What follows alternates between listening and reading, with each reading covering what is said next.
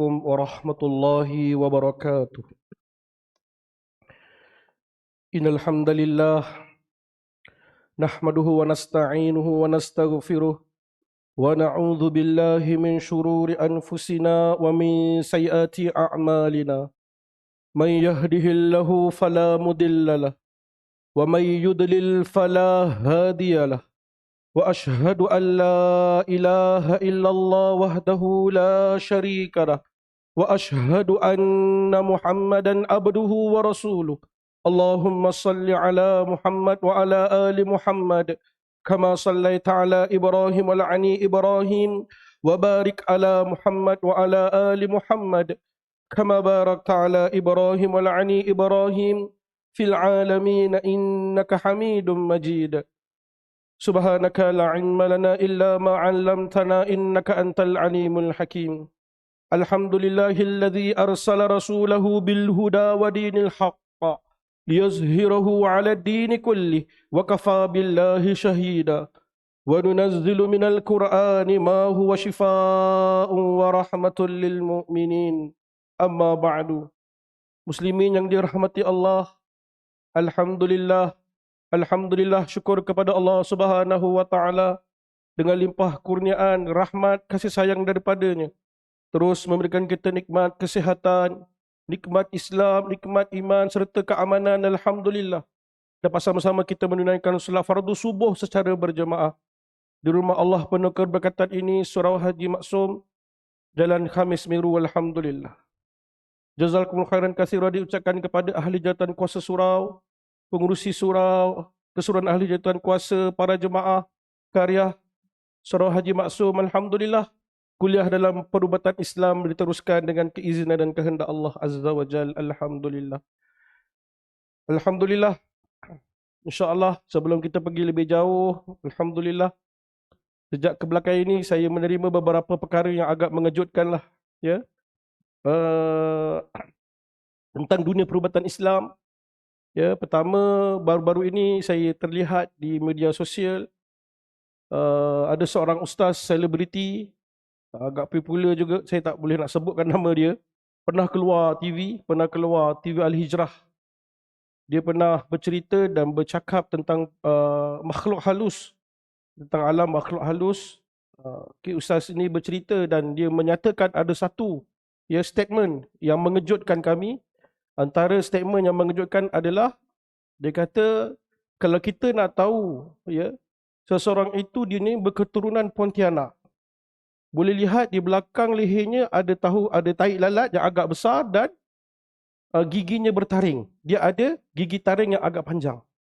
Jadi kalau kita nak tengok seseorang tu, dia ni ada susu galon Pontianak. Pontianak ni istilah orang Melayu, ya, tapi ia sebenarnya jin, syaitan. Dia jin, ya, syaitan daripada kalangan jin.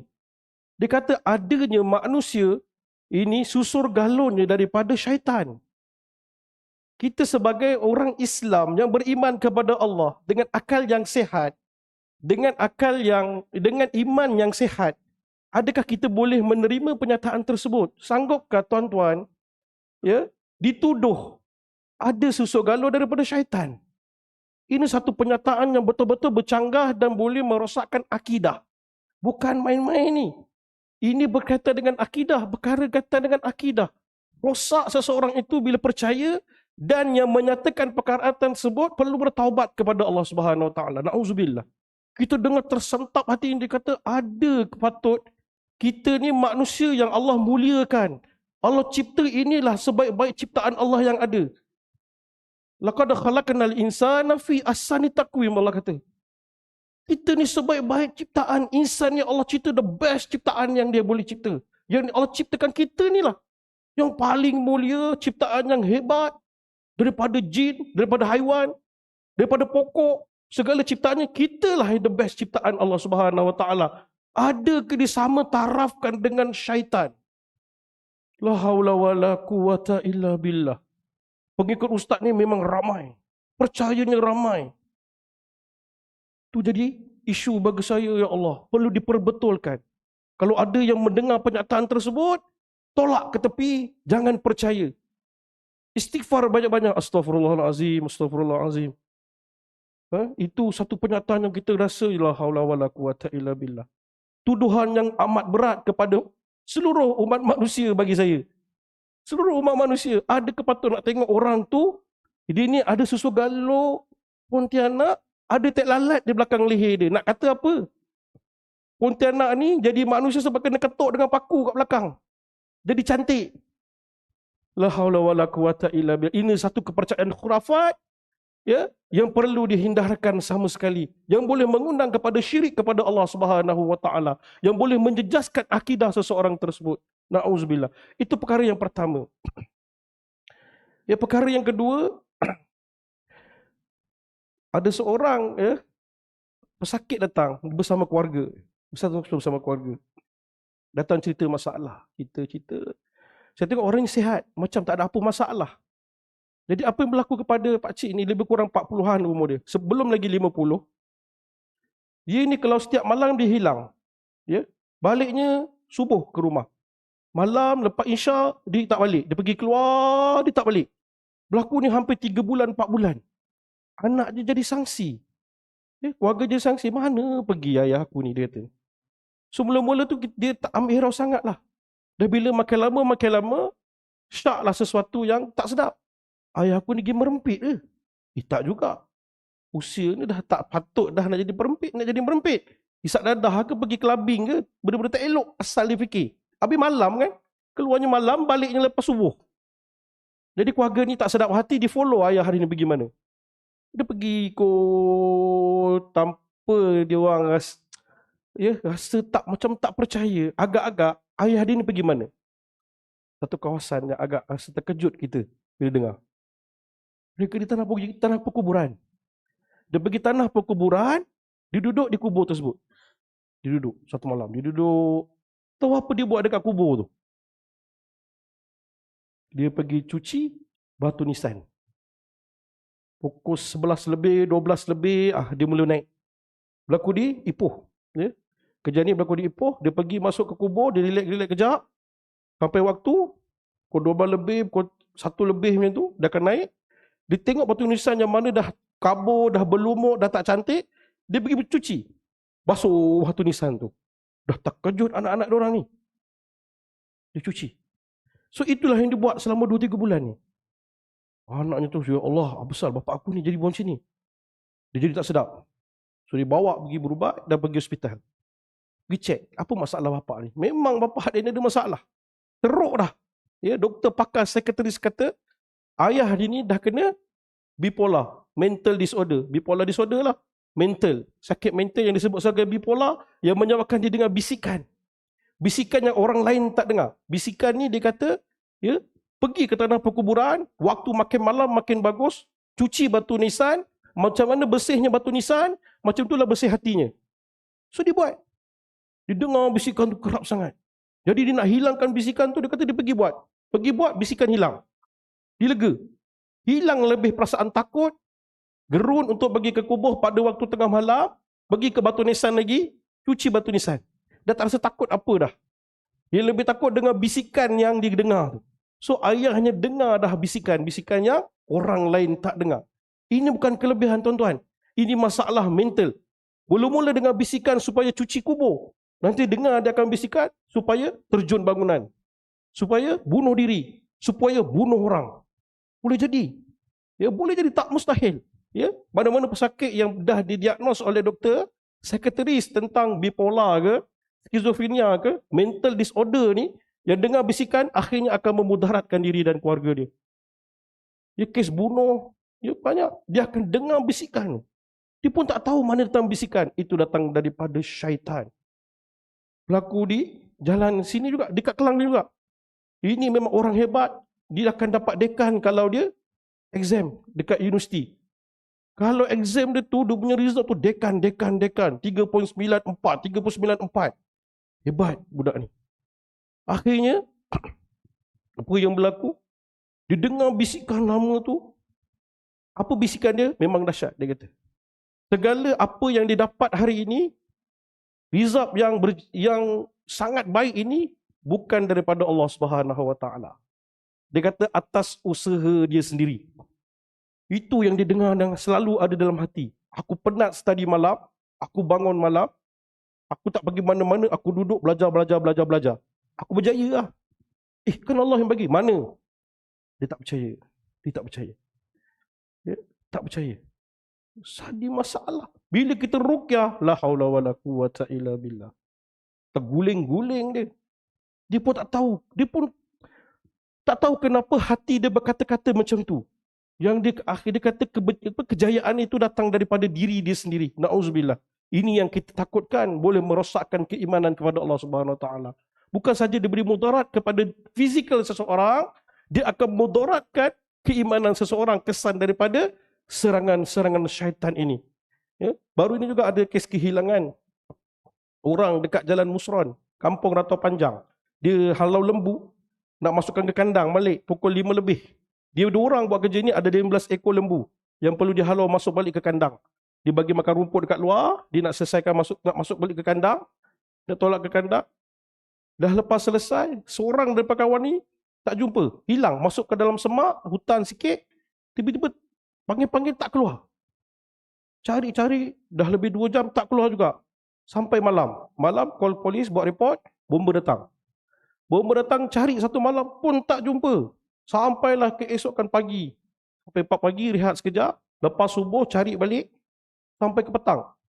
Alhamdulillah, waris panggil, minta kita doakan kat kawasan tempat dia hilang tu ada 3 pokok besar. Ada 3 pokok yang sangat besar lah. Jadi kita ruqyah dan azan ke tempat tu. Apa yang berlaku? Salah seorang bomba tu nampak macam ada kelibat. Laju lari. Daripada anak mata dia nampak zup. Lari. Hilang. Lepas tu hilang, dia nampak macam tu.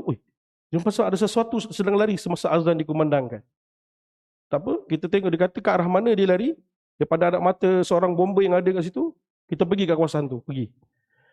Cari lebih kurang 1 kilometer daripada kawasan dia hilang tu.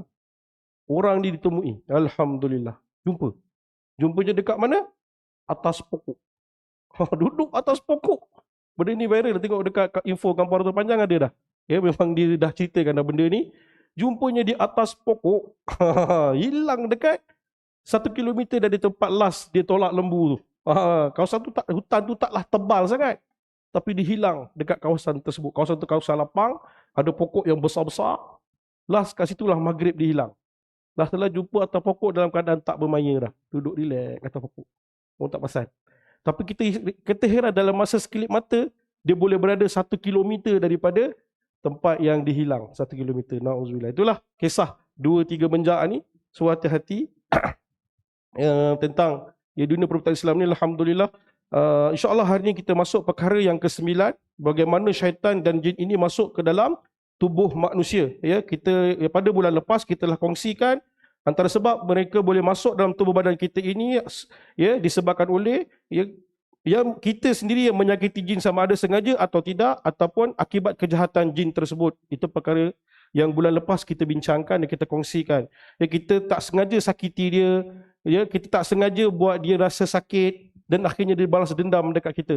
Kita masuk kawasan dia, kita pijak tempat dia, kita potong pokok-pokok tempat dia duduk, dia marah, akhirnya dia masuk dalam tubuh badan kita dan menyakiti kita. Itu antara sebab mengapa kita ini diganggu oleh makhluk halus ini. Yang ke-9 hari ini insya-Allah, kenapa dia masuk dalam tubuh badan kita, ya. Dan macam mana dia boleh masuk, ya, antara sebabnya adalah jin syaitan ini dia mencintai kita.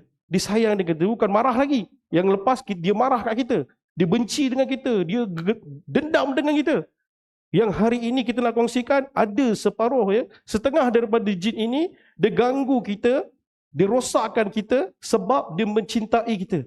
Dia tengok kita ni dia jatuh hati. Dia tengok kita ni dia berkenan. Macam mana seorang lelaki suka kepada seorang perempuan, seorang lelaki mencintai seorang perempuan, macam tu juga jin. Dia tengok ada jatuh hati. Orang ini akan di-attack. Orang ini dia akan masuk dan ganggu sehabis-habisnya. Kalau dia ni ganggu, dia masuk dalam tubuh badan kita, kesan dia seperti bagaimana jin tafrik, ya. Kisah sihir tafrik. Tafrik ini sihir pemisah, menyebabkan keluarga ini bergaduh, berpecah belah, menyebabkan seseorang suami, sepasang suami isteri akan bergaduh, akhirnya bercerai. Dia nak orang itu berlaku perceraian. Dia nak berlaku keluarga itu berpecah belah. Dia masuk dalam suatu keluarga, akhirnya dia akan memusnahkan keluarga ini. Macam kena sihir. Tapi bukan sihir. Bukan sihir yang ada sesuatu perkara yang dilakukan oleh seseorang nak memusnahkan seseorang ini. Tak. Ini adalah memang kerja jin ini. Dia masuk sebab dia suka kat orang ni. Dia cinta kat orang ni. Dia berkenan dengan orang ni. Siapa yang sebut? Pandangan Syekh Islam Imam Ibn Taymiyah serta Abdul Wahid Salam Bali. Syekh Abdul Wahid Salam Bali dalam kitab Wiqayatul Insani Minal Jinni wa Syaitan. Dan kitab ini menyebutkan bagaimana jin yang mengganggu manusia kerana mencintai manusia. Memasuki tubuh manusia dan tidak boleh merelakan manusia dicintai oleh orang lain. Kesannya seperti sihir pemisah, pelalau dan sebagainya. Macam kena sihir.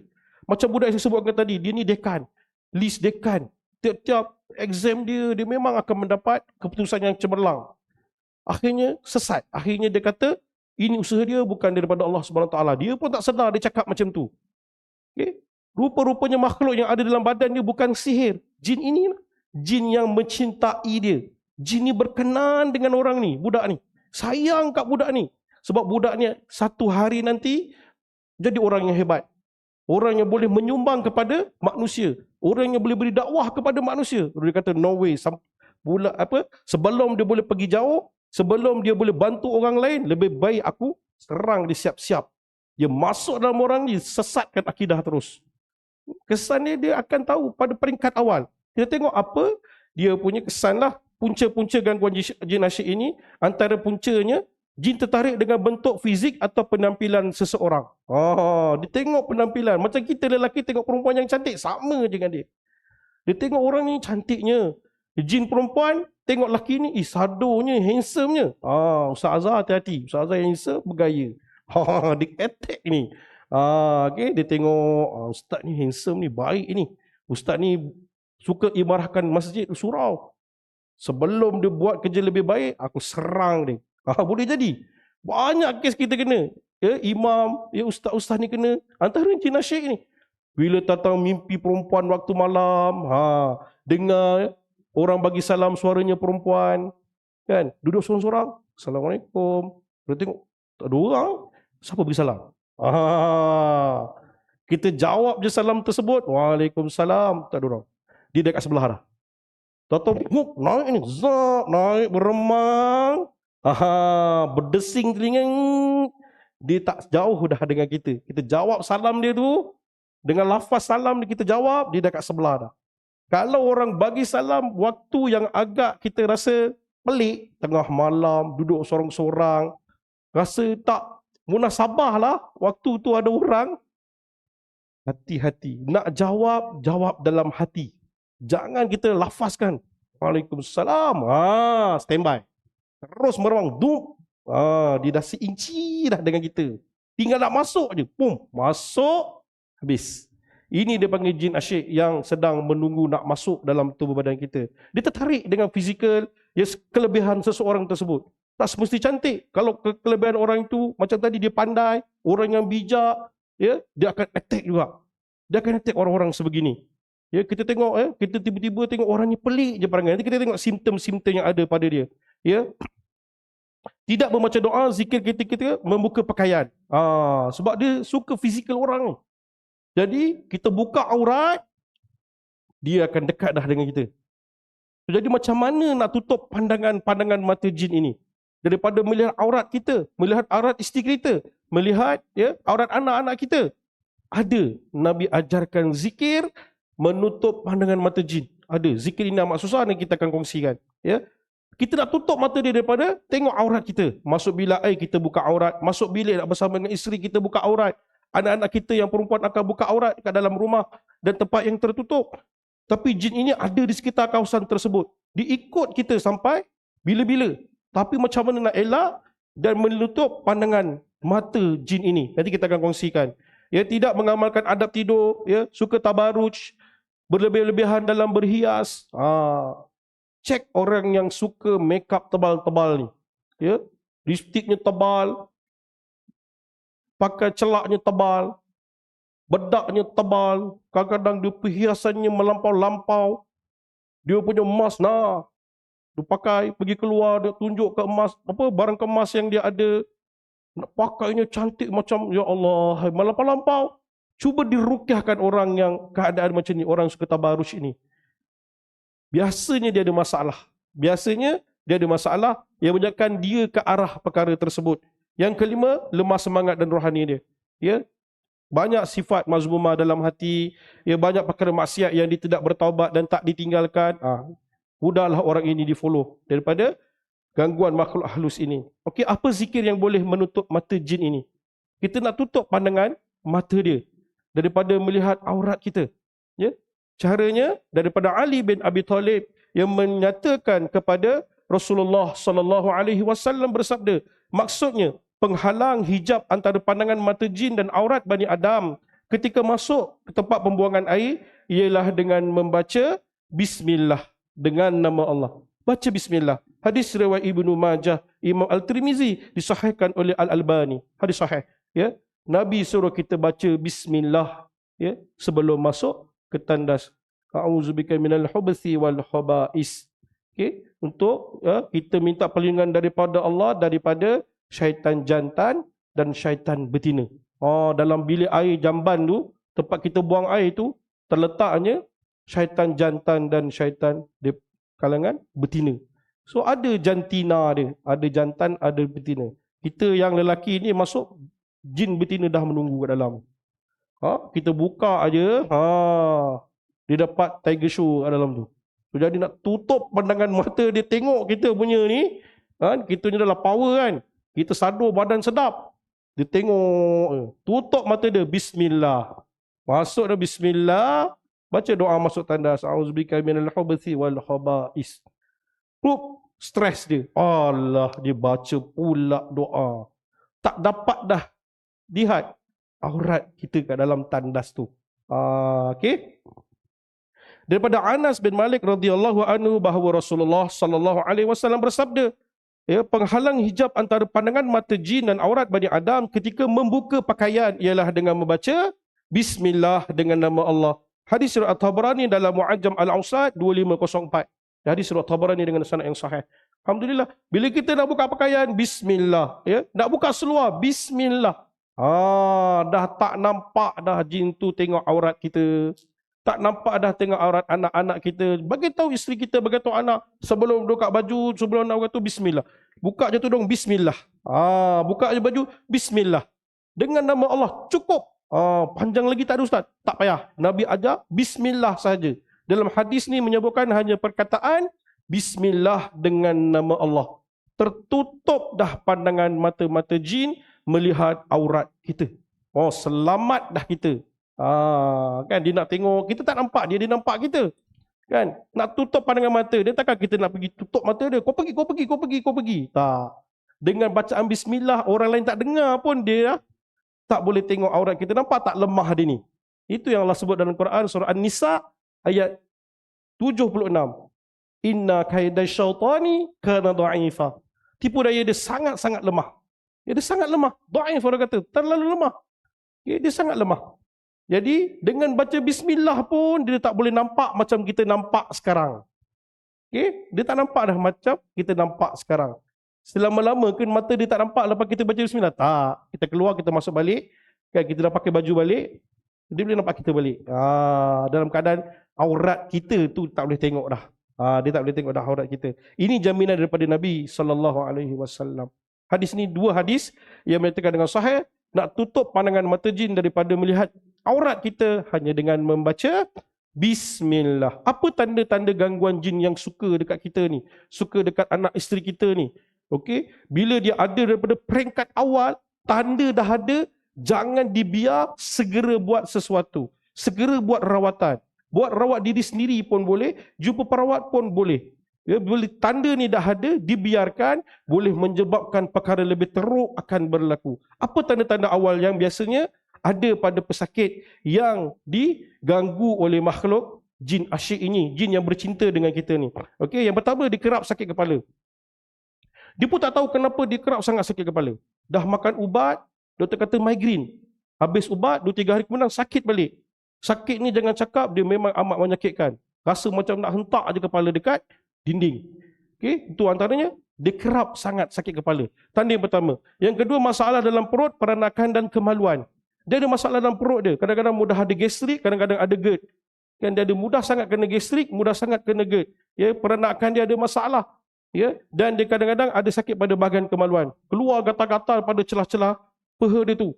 Ke bahagian kemaluan je, banyak sangat gatal-gatal. Dah makan ubat, dah makan macam-macam ubat. Dah sapu ubat gatal-gatal pun tak hilang gatal-gatal tu. Ya, dia ada je masalah pada bahagian kemaluan dia. Okay, yang ketiga, lebam yang tidak diketahui punca. Keluar lebam-lebam. Kawasan lebam tu saya pernah terangkan daripada bahu hingga ke pergelangan tangan, pinggang hingga ke buku lali. Kalau lebam tu di perut, di dada, kita anggap itu bukan gangguan. Kalau dia mengadu, lebam tu ada ustaz, ada, saya ada lebam. Tapi dekat perut, oh itu bukan gangguan. Itu masalah fizikal dia. Okay. Kalaulah tiba-tiba lebam itu berada di peha, di betis, di bahagian tangan, kan, di lengan, itu satu tanda kerap keluar lebam. Seminggu 2 kali akan ada lebam yang tak tahu punca. Lebam tu besar pula, warna hijau ke biru-biruan. Terbaik. Dia kalau hitam ke coklat tu dia dah tak heavy sangatlah. Kalau lebam tu masih fresh, makan 4 hari 5 hari, dia ada warna hijau kebiruan, tengok dekat sikit ada 2 titik. Kita bagi A+. Dah lah lebam 2 titik lagi ada, macam kena gigit dengan binatang. Hati-hati, jangan dibiarkan. Ya, orang yang ada masalah gangguan jinak juga, dia emosi dia mudah terganggu. Dia ini sangat sensitif, tak boleh tegur, bergaduh aja. Isteri kita ni kadang-kadang tegur cepat nak marah. Anak perempuan kita tegur je tak boleh. Merajuk masuk bilik, merajuknya panjang. Tak boleh ditegur. Kan orang kadang gurau je dengan dia, tak boleh. Gurau dia anggap serius.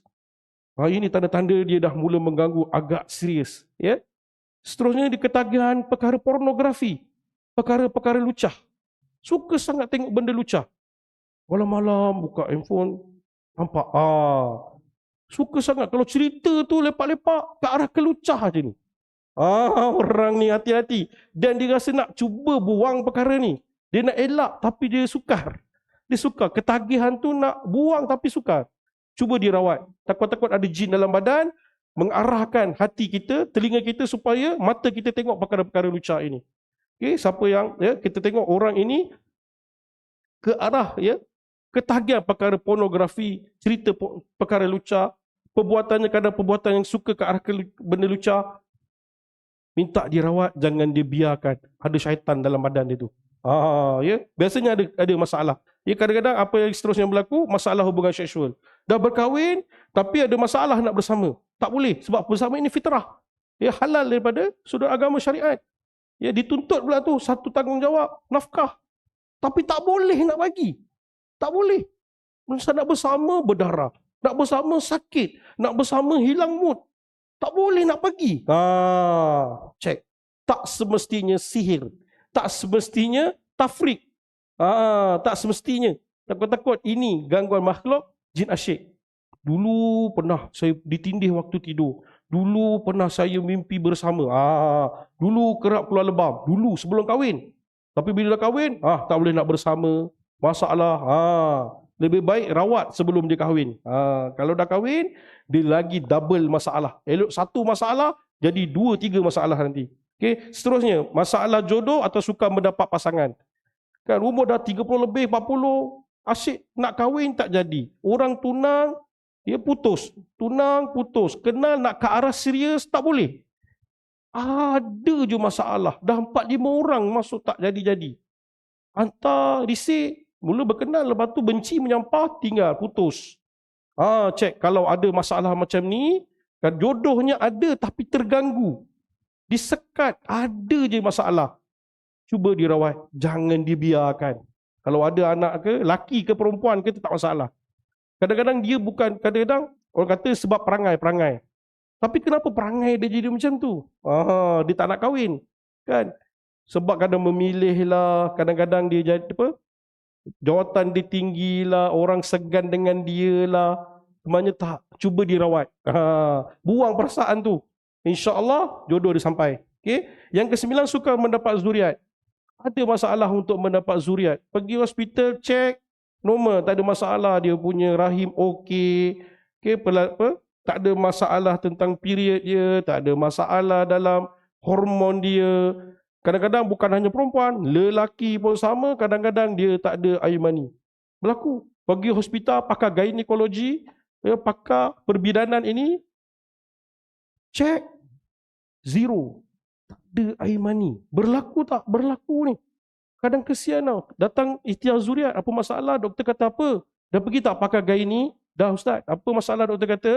Saya tak ada sperm ustaz. Sperma saya tak ada. Ada pun banyak yang cacat. Tak ada ekor lah, kepala tak ada lah. Ada. Ya kadang sperma kita ni dicacat. Kan? Tak boleh nak masuk, tak boleh jadi anak, tak boleh jadi baby dalam perut isteri kita. Tak boleh. Siapa yang buat kerja-kerja ni? Kadang-kadang syaitan yang mengganggu. Dia ganggu dekat situ. Bila dah jadi, dia boleh makan, dia boleh hancurkan. Dah nak jadi dah. Syaitan dalam perut, dalam rahim, pam, ditendang. Ruqaddatus syaitan, dia panggil. Tendangan syaitan menyebabkan kadang-kadang boleh pendarahan, boleh jadi istihadah, boleh menyebabkan keguguran dalam perut. Asal jadi gugur. Asal jadi gugur, asal jadi gugur. Kalau gugur tu dah 2 kali, segera buat rawatan ruqyah. Jampikan dia. Ya, jampikan. Takut-takut ada syaitan yang duduk dalam rahim wanita tersebut. Ya, cuba kalau dah ikhtiar secara hospital, masih tak dapat zuriat lagi, jangan tinggalkan keadaan ruqyah. Ini saya lalui sendiri. Bila 10 tahun kita tak ada zuriat, kita rasa lain dah. Saya sendiri tak ada zuriat 10 tahun. Menunggu lepas kahwin, tak pernah jadi. 10 tahun tak jadi-jadi. Kita dah lain dah. Ni ada live cakap dengan isteri nak tambah satu lagi. Kalau ini tak boleh, cara jalan lain ya. Kahwin lagi satu lah, betul Ustaz? Boleh kan? Harus hukumnya. Kukuh tak alasan, kukuh nak zuriat kan. Kita cuba cari satu lagi. Nak poligami. No way lah. Takkan dibaginya. Kan? Isteri takkan baginya. Okay? Jadi sabar. Ruqyahkan, buat rawatan secara perubatan Islam. Biiznillah, alhamdulillah Allah kurniakan 2 dah zuriat dengan izin Allah selepas 10 tahun. Ya, kita dah pergi pakar kata memang doktor kata sukar untuk dapat. Tapi tak mustahil. Selagi ada rahim, selagi itu ada jalan dia. Selagi itu ada potensi untuk dapat, ya jangan putus asa. Doktor tu baguslah, dia keimanan kepada Allah sangat bagus. Kan kalau doktor kadang-kadang yang bukan Islam, takut ini sukar daripada sudut sains, agak mustahil nak dapat. Agak mustahil. Jadi tak apa, kita redha, tak apa. Okay, kita teruskan dengan doa, kita teruskan dengan ikhtiar. Kan alhamdulillah lepas 10 tahun barulah Allah berikan seorang anak. Okay, seorang, lepas tu lepas 2 tahun dapat lagi seorang. Alhamdulillah dah 2 dah anak sepasang. Kan dulu masa dapat orang tuduh kita mandul, orang tuduh isteri saya mandul, orang tuduh saya mati pucuk, macam-macam lah. Ustaz sendiri dah kena sihir, nak rawat orang tak payah ustaz. Awak sendiri pun tak ada anak, nak rawat orang isteri anak. Kena. Kan? Tapi kita sabar. Ikhtiar terus, ikhtiar, jangan putus asa. Positifkan diri, redha. Kunci last akhir bila Allah bagi kita redha. Lantaklah, ada tak ada lantak. Bila kita redha tu, Allah bagi. Allah tahu waktu yang sesuai untuk Allah bagi tu. Zukar mendapat zuriat. Kalau ada kadang-kadang kita ini dia dah kahwin 5 tahun tak ada, jangan tunggu. Segera buat sesuatu. Kita bagi 5 tahun je. Kan? Lepas 5 tahun tak ada, ikhtiarkan dengan lebih konsisten lah. Yang ke-10, rumah tangga sering terganggu atau panas.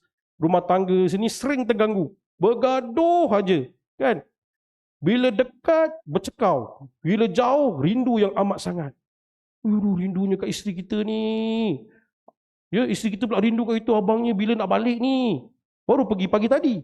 Dah call dah. On the way. Abang rindunya. Balik bercekau. Abang ni. Bergaduh.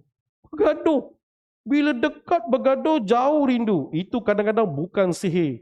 Kadang-kadang bukan sihir. Takut ni jin asyik ni. Sebab tu diagnos penting. Kita nak tahu simptom. Baru kita boleh kita tahu. Ini kemungkinan bukan sihir. Takut-takut jin asyik dia suka ganggu rumah tangga. Bergaduh, anak dengan mak tak ngam. Anak dengan mak tak ngam. Kan? Tak boleh jumpa. Bergaduh. Anak lari, merajuk jauh-jauh. Tinggalkan family. Cek. Takut-takut ada masalah. Tak semestinya saka. Kadang saka punya kerja pun boleh membuatkan family ini berpecah belah. Masalah saka, dia buat kacau family kita juga. Buat panas ni, orang jadi panas baran. Kan? Kadang masalah jin asyik pun boleh jadi. Dia masuk dalam seorang, dia buatkan orang ini bermasalah dalam rumah tangga. Rumah tangga tak semestinya suami isteri, anak beranak pun boleh. Ya, adik-beradik pun boleh kena. Okay? Dia bergaduh antara adik-beradik, abang tak ngam dengan adik, adik tak ngam dengan kakak. Check. Kenapalah diorang ni tak boleh nak beraman-aman damai. Ada je problem dia. Jadi ikhtiarkan untuk rawatan ruqyah. Seronoknya kita rasa ada benda dekat dengan kita. Orang yang ada masalah ni bila dah terlalu lama dibiarkan, kalau kita tanya dia, dia akan rasakan dia bukan berseorangan. Lagi-lagi kalau dia duduk sorang-sorang. Dekat dapur ke, dia buat kerja masak-masak, dia rasa macam ada orang dekat sebelah dia. Dia rasa macam ada orang follow dia kat belakang. Dan bila lirik anak mata macam ada orang berlari, ada orang berjalan, dia mudah rasa yang macam tu, berhati-hati. Dia dah ada dah biasanya gangguan makhluk halus. Antaranya yang suka buat perkara ini berlaku, ya, tanda-tanda jin asyik, jin yang suka dengan kita. Seterusnya sukar tidur malam, terkebil-kebil mata. Kita tak fikir apa dah, tapi mata tu tak boleh nak lelap. Kerap orang kata insomnia. Ya, penyakit insomnia ni tak boleh tidur malam. Mata dia terkebil, 2-3 pagi bangun terkebil-kebil, tak boleh nak tidur. Badan dah penat. Cuba lelap, tak boleh. Kalau masalah ini ada, boleh kita katakan salah satu tanda daripada gangguan jin. Kerap mimpi bersama. Kerap mimpi bersama atau bersetubuh. Ya, gangguan jin asyik ini dia ke arah ini. Kalau mimpinya dalam seminggu 2 hari, kadang-kadang mimpi bersama. Minggu depan mimpi lagi, minggu tiga mimpi lagi. Tak semestinya perempuan, lelaki pun sama. Datang wanita, datang tak siapa-siapa, mimpi bersama. Kan? Ada pesakit tu datang, dia mengadu masalah apa? Saya ni penat ustaz, satu hari kadang-kadang 3 kali, 4 kali kena mandi wajib. Masalah dia tu, kerap keluar air mani, tak tahu kenapa. Kadang-kadang mimpi rehat kejap je dia hailulah, tidur sebentar sebelum zuhur. Dia rehat sekejap. Kan waktu rehat, dia kerja, tapi waktu tengah hari tu waktu rehat, dia kadang-kadang dia tak pergi makan, dia tidur sekejap. Dia rehatkan badan, dia tidur. Waktu tidur tu kerap mimpi. Mimpi bersama, dah basah. Dah dia kena pakai pampers, ustaz macam mana ni? Mimpi basah, tempat kerja, nak mandi wajib. Kan? Dah kerap sangat dah mandi wajib. Susah dia. Bila kita ruqyah rupanya sangkut dengan benda ni. Ada makhluk dengan dia dah. Menyebabkan dia mudah sangat mimpi bersama ni. Jadi dia perlu dirawat, nak hentikan masalah tu. Ditindih waktu tidur, ketindihan. Kan? Duduk tidur, bangun pagi berat badan tu. Panggil orang tak dengar. Tak keluar suara. Kita nak sebut Allahu Akbar pun susah. Kerap. Ya. Jadi satu, sebab mungkin terlalu penat kita bekerja. Yang kedua, masalah gangguan. Waktu tu kita dah duduk atas badan kita, kadang-kadang bila buka mata tu, ada macam rambut atas muka. Dia macam terpis. Sebab apa ada rambut kat muka dia? Siapa punya rambut tuan-tuan? Syaitan. Ya, dia duduk atas badan kita. Ya, mimpi tanah perkuburan dan melakukan mimpi digigit dan diserang binatang berbisa. Ya, kebiasaannya berwarna hitam lah. Kadang-kadang serangan-serangan ini, binatang-binatang yang serang di dalam mimpi dia ke arah berwarna hitam dan jenis binatang yang berbisa. Lipan, labah-labah, kalajengking, ular, apa yang berbisa, dan dia biasanya berwarna hitam. Ini tanda-tanda yang biasa ada pada pesakit ke arah jin yang mencintai manusia. So kena hati-hatilah. Bila ada tanda ini peringkat awal, dia kerap sakit kepala, ada lebam, mimpi bersama. Cukup segera buat rawatan. Jangan dibiar. Kalau dibiar, masalah lain akan berlaku. Dia akan bagi simptom yang lebih besar lepas itu nanti. Tak dapat jodoh lepas tu nanti. Hidupnya akan diganggu sehingga boleh menyebabkan yang saya sebutkan tadi, akidahnya terganggu. Keimanan dia kepada Allah Subhanahu Wa Taala akan terganggu. Okey? Itu tujuan dia masuk badan. Bukan sebab cinta sangat pun. Macam kita sayang kat orang, kita buat kebaikan, kan? Kita dah sayang, mestilah buat baik. Jaga dia elok-elok, pastikan dia ni baik. Itu manusia dengan manusia. Tapi syaitan, jin tak.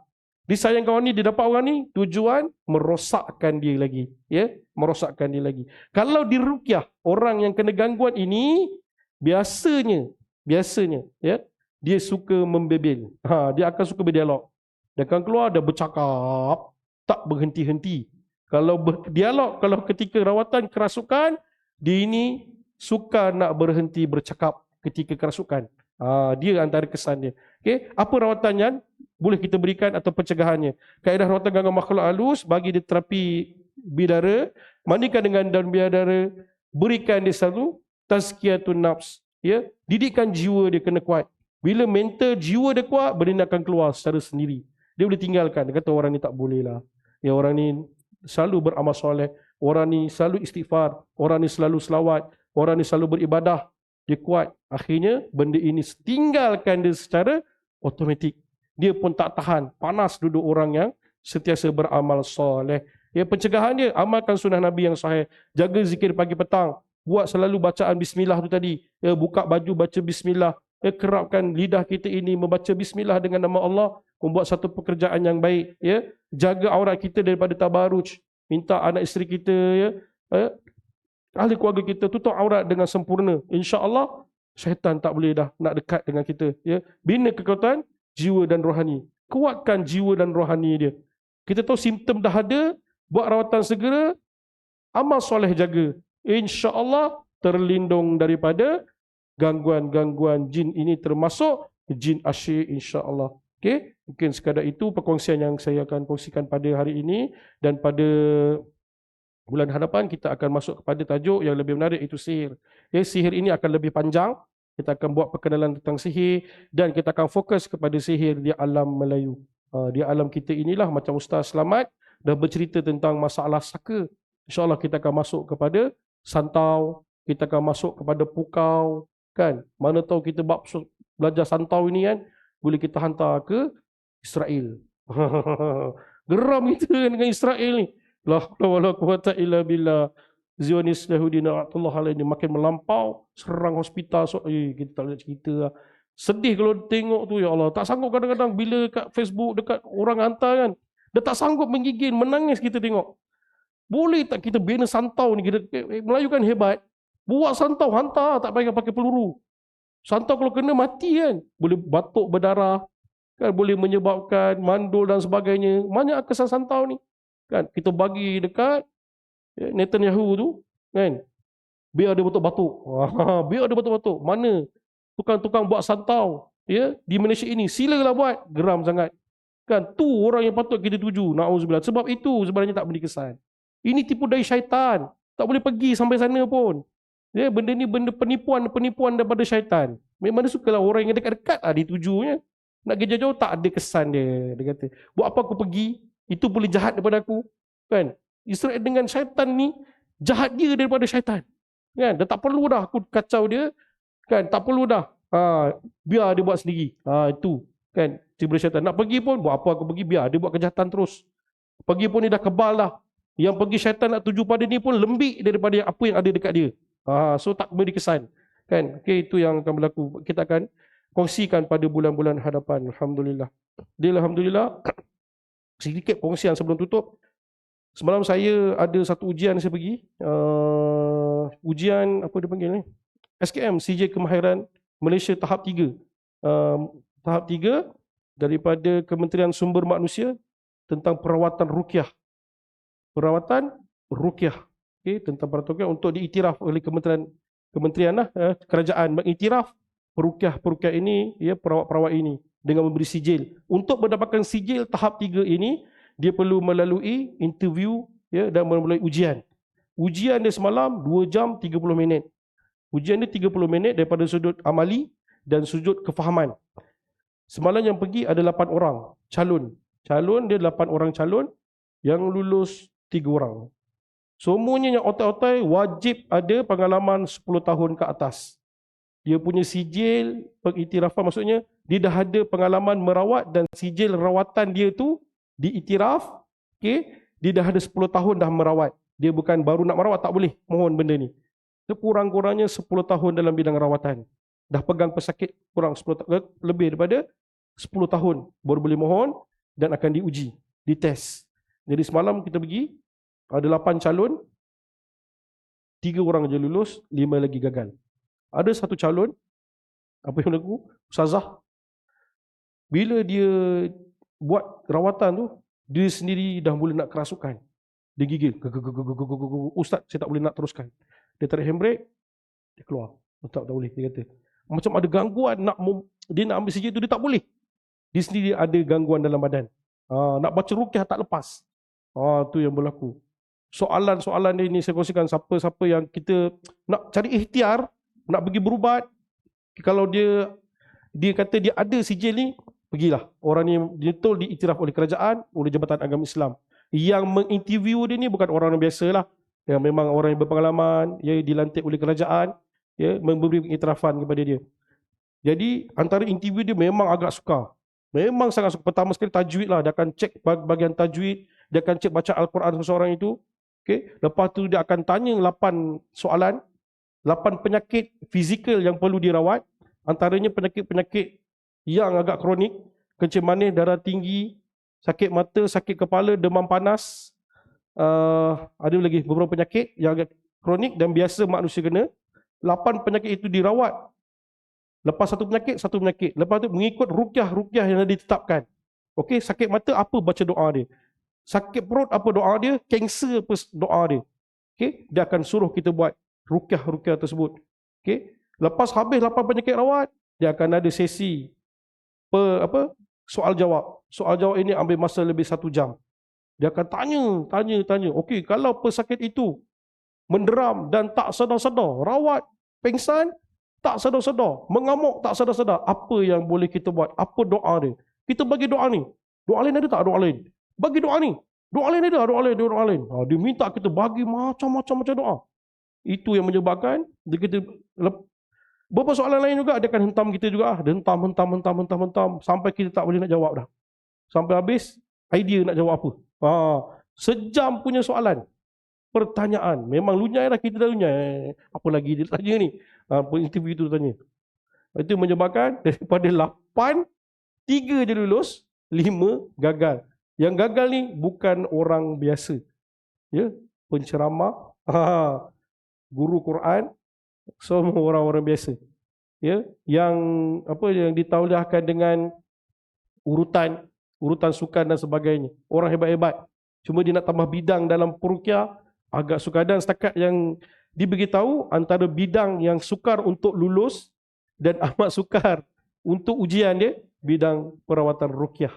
Okay? Kalau siapa-siapa rasa nak join, nak cuba, boleh. Isi borang, yuran dia 300, akan dipanggil oleh Jabatan Sumber Tenaga Manusia, okay? Kementerian Sumber Manusia, okay? Dia akan ada panel dia akan panggil dan dia akan lalui sesi interview. Tapi kena buktikan ada pengalaman rawatan 10 tahun.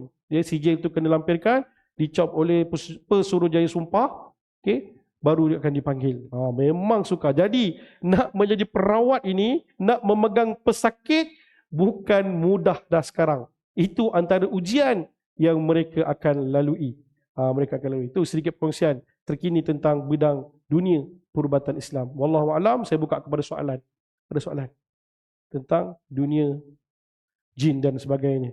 Tak ada. Alhamdulillah. Moga-moga bermanfaat. Moga-moga kita sentiasa dalam rahmat dan penjagaan Allah. Wallahu a'lam. Kita tutup dengan tasbih kafarah dan suratul As. Subhanakallahumma bihamdika asyhadu an la ilaha illa anta astaghfiruka wa atubu ilaih. Wal 'asr innal insana lafi khusr illa alladhina amanu wa 'amilus salihat wa tawasaw bil haqq wa tawasaw bis sabr. Assalamualaikum warahmatullahi wabarakatuh.